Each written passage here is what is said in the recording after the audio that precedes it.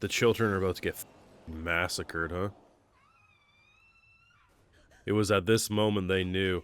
Oh my god, the fucking reactions. That's definitely a mood change. It makes sense, though, keeping those you care about away from the danger. Therefore, you're the only one putting yourself in danger, and you don't have to worry about protecting other people. I love how he's like, no. I will glaze master more than this pipsqueak. Move aside. That could be the funniest revenge in any Banished Hero anime. If my boy gets teleported out of the dungeon, and he has the dragon's head in his fucking hands, oh my god. I like that he actually felt like he taught these kids. Like, I'm trying to remember the last time I saw, like, a teacher-student relationship. He actually feels like he's continuously teaching about their classes and the way of the world in a deeper way than you're expecting. So you're doing multiple spell casting at once. Yeah, that's kind of smart. When's the last time we've seen that? This spell only takes, say, 30 seconds to cast, this one 45 seconds, and you can do, like, some parallel connection. Kind of interesting. Up to 100 times impact is insane. So it's basically like adding the force of a giant great hammer into whatever you want. I mean, I know he's gonna try not to stick with the rabbits, but like, how do you not stick with the rabbits after this, bro? I mean, unless he just truly wants to travel the world alone, like, I'd understand that. Listen, I might be currently dying due to whatever virus has decided to infect every which angle of my body. Make me call it daddy. But I'm still healthier than whatever this sick fuck and his party has been up to. Now, mine is Best Girl. She's, you know, exempt from this whole nonsense. I will say, to play slightly devil's advocate on the main hero's side, he did keep his mouth shut as everyone else was shit-talking. But you gotta admit, every single time, no matter how much she throws it in their face that without Orun, they are fucked. They, especially this bitch, and this fucking bastard will be like, ooh, what? The crazy thing is, up until a few years ago, I would agree with people when they say, you know, it's very unrealistic for someone that stupid, despite having that much logic and facts thrown in their face, to continue to double down. But if you pay attention to the world, facts mean nothing to people like this. And unfortunately, this is realistic. I've had to swallow. I didn't want to, but I've swallowed it over the years. The stuff that I used to think was unrealistic is in fact realistic. And as I say, these people can vote in the real world. It's obnoxious. I honestly don't know what they're gonna do. But these sick fucks, they might have a body of health unlike me right now. But I'm still healthier than whatever the fuck bullshit they be spewing. Now, if you did get this far in the video, make sure you drop a like, help show your support, subscribe if you're new around here, ring that bell, and Patreon's where you can catch my full live reactions. Also, more does help also fund the channel and videos just like the one you're watching. So, I gotta admit, they definitely did not direct this episode the way I thought. I really thought maybe within 6 to 8 minutes what was gonna happen was, because the whole plan was, hey, we're gonna go back to the guild, they'll do a mass summon, everyone gets pulled out, right? And I mean, normally I'm not one for pulling out, but it made sense in this case.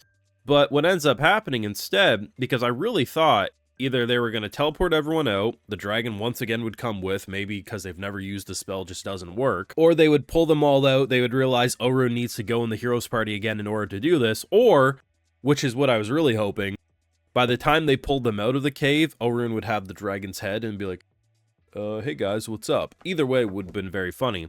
Now, at the rate they're going, most likely the hero's party will get there by the time they are all done with this. But if the man that they so desperately hate ends up killing the dragon they not only ran away from, but forced a guild to use emergency measures, which already a lot of the guild is kind of like, you guys are supposed to be heroes and you couldn't even manage to defeat something you've done before. Like, it'd be different if this was like a new accomplishment or something, you know? Like they've never faced the black dragon before. But with Orun, you know, they're really fucking stupid, right? Like, they really have dug their own grave. But the one thing I can give them major praise to, when tasked with the idea that, hey, you guys are the hero party, you have no choice but to fight, look at these reactions. There's only one person who stepped up to the plate and said, you know what, that's fine. She knows damn well she might die doing this. Doesn't matter. He's just a little bitch. He just goes with the flow. If he doesn't have to say anything, other people can say what he's thinking. That's great. I don't know what to think of her, but you know what? You picked the wrong party to join. These two in particular, I just want to have a word with them, you know? You know how in the Isekai, I'm gonna butcher the name, I don't care, Arifureta, commonplace. Bro can, like, make his own vehicles. I want to isekai myself, not only just to, you know, do a hip thrust for days. I want to make a truck. I want to make Truck-kun, and I want to create a horror anime. Imagine, like, I don't just go in there and I run them over, right? Instead, I creep them. I'm like Slender Man. Every time they look over their shoulder, they see the headlights of my truck. It flashes. They try to talk to them, and they're like, did you see that? And they're like, there was nothing there because I would have gone away already. Over the course of about 7 years, I would mentally torment these two with the idea that something was haunting them, only for one day, Truck-kun to fully annihilate them. But there would be no isekai afterlife for them. Anyway, I'm really enjoying what they're doing with the more wholesome dynamics of this show, especially when it comes to how he's teaching these kids. I especially like the fact that they all legitimately want to learn from him. I really don't see how our boy ends up not sticking with the rabbits after this, because even the adult characters seemingly really like him. And yeah, you got like different ideas of these two kind of competing in terms of like who gets to learn the best. Though there is some interesting storytelling, especially when it came to her kind of like split personality, her true colors, her true motivations and mindsets, and how she believes, and how she almost like uses this like adorable bubbly energy to hide her true like thoughts. It almost, honestly, it's probably just because we're currently watching the original Higurashi over on Patreon right now, but it kind of reminds me of Rika in terms of the cutesy moe blob energy, but then in times of actually hearing what she thinks out loud, that serious voice. Very similar there. I thought that was interesting storytelling. In general, though, I mean, they're certainly fucked, but this is a guy with a very good head on his shoulders. I mean, I'm glad that they finally touched upon the whole trap thing. We know he's been using traps ever since he started training these kids. He was setting spike traps behind them and wolves were getting skewered. I like the fact that he explains it as simply like, hey, you know, your job, you want to focus on what's in front of you, but you can't ignore what's behind you. So if you set these traps, you don't have to care about, you know, as you're moving, for like you're progressing down a tunnel, you set these traps, you don't have to really pay attention too much. And then it allows you just to focus on what's in front of you. I love how logical this guy is.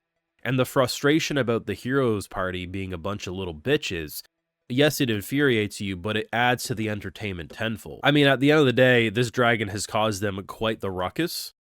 And while we did do good defeating a lot, giant crabs, giant warriors, bro knows what's coming, right? Like, this is not going to be a fun time for him. Do I think we can get out of it without major casualties? I'm 70% sure, because there is a lot of characters that you could see as disposable, and if so, I mean, I see the reason why you might want to eliminate someone and show the heroes party as really bad, but I feel like the natural progression would be for him to solve the issue, them to double down on their, well, we did it this time. It's like, no. What's gonna happen is they probably will get credit for fucking defeating that dragon, and they got no goddamn reason to. But, you know what? Just saying, Isekai Goddesses, I got some great plans for them if you want to give me the powers of Truck-kun. Just saying. Let me know your thoughts down below. Drop a like, show your support, subscribe if you're new around, ring that bell. Of course, Patreon, full live reactions and exclusives. Like, hey, I love to give video shoutouts to my patrons because they make these YouTube videos possible. Alright, so today we got Yevr Valquist, Carson Scene Jensen, Dr. Gold, Marshmallow God, Shadow, Frozen, Frank Stendel, and David Walker. So I appreciate the support. Please take care. Y'all have a good one.